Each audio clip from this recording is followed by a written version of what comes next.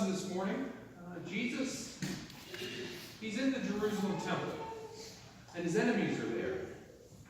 You know, the irony is that the holy city is where Jesus faced his greatest opposition. And in this instance, Jesus' enemies, they're trying to trap him. They say, "How long will you keep us in suspense?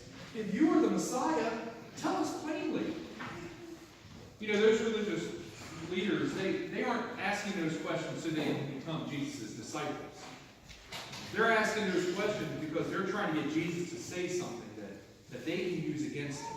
They're trying to trap him. But Jesus isn't about to fall into their trap. He says, "I did tell you, but you did not believe. The works I do in my Father's name testify about me." Now let me stop for a moment and repeat that last line. The works I do in my Father's name testify about me.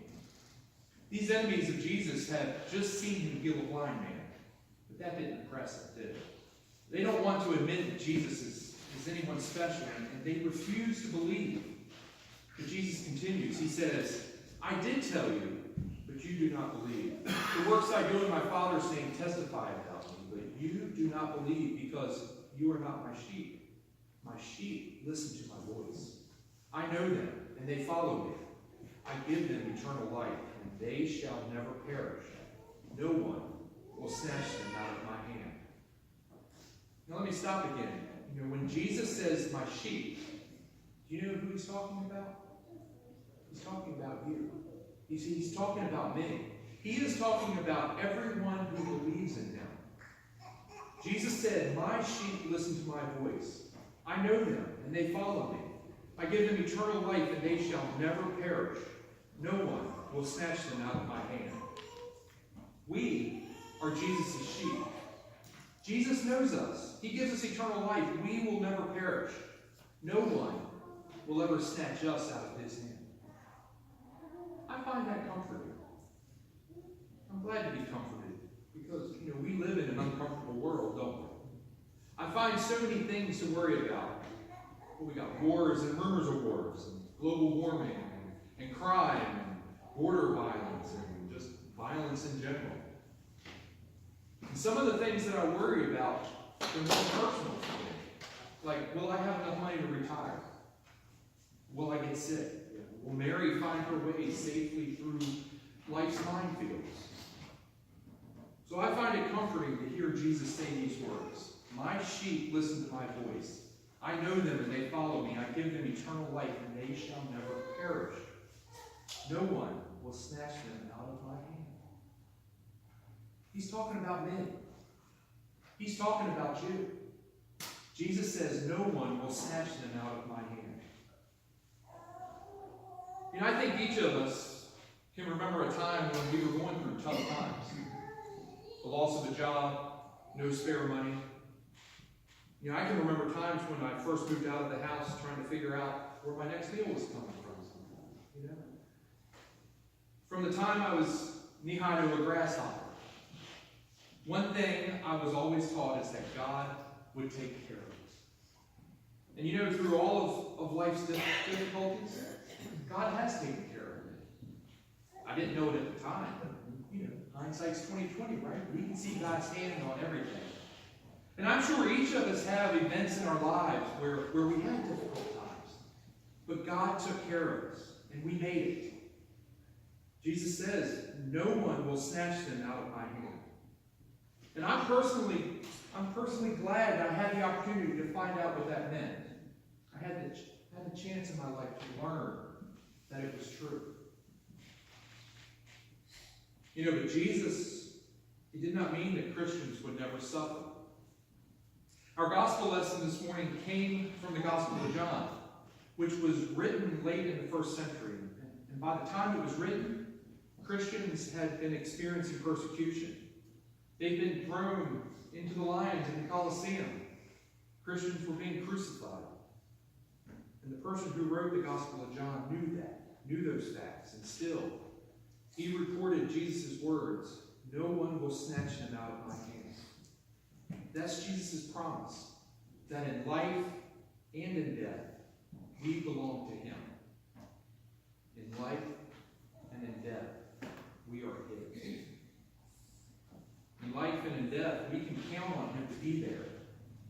act as our shepherd, to show us the way, to help us. Jesus says, no one will snatch them out of my hand. You know, many of you know what that means. You've experienced it.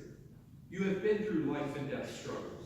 You found Jesus walking along beside you, guiding you, showing the way, helping you, comforting you, strengthening you. But some of you, you've never experienced anything like that. You know, recent years have been good. The economy's really strong right now. Just about anyone who wants to find a job is finding one. Many people today are doing better financially than they ever imagined they would. People are tearing down ordinary houses to build bigger houses. We see $70,000, $80,000, $90,000 SUVs out there on the road, and they're pulling $70,000 or $80,000 or $90,000 or $100,000 boats.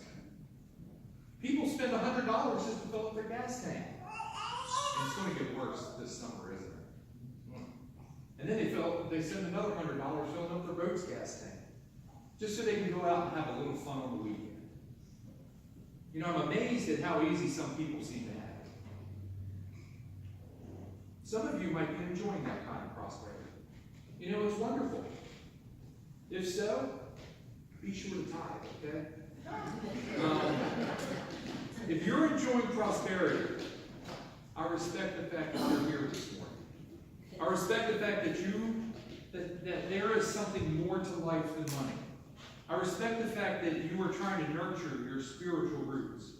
And I respect the fact that you made time this morning to come and worship God with us. What you are doing here is important. It will help you grow in faith. Your presence here will strengthen you so that when times get tough, you will be ready. You will know Jesus. You will know that he has said, no one will snatch them out of my hands.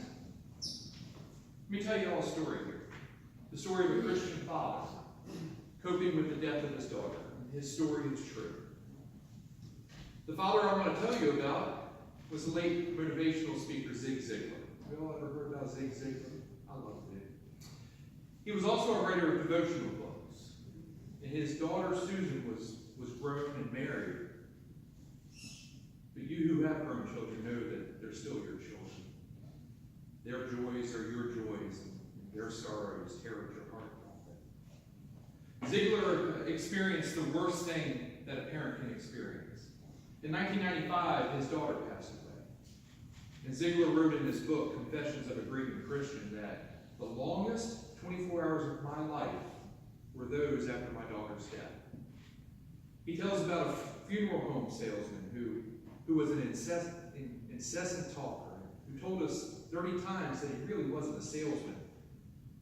Periodically, Ziglar just had to leave the room. He just couldn't take the fast-talking funeral home pitchman. He tells about tossing and turning in bed, thinking about his daughter, about him wondering if she was there, wondering when her daddy was going to come and get her. One morning he woke up and he took a walk. He was praying and he was crying the whole way. But then when he returned, the Lord spoke to him. The Lord said, "She's fine.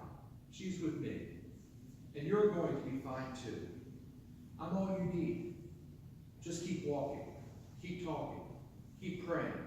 Keep crying."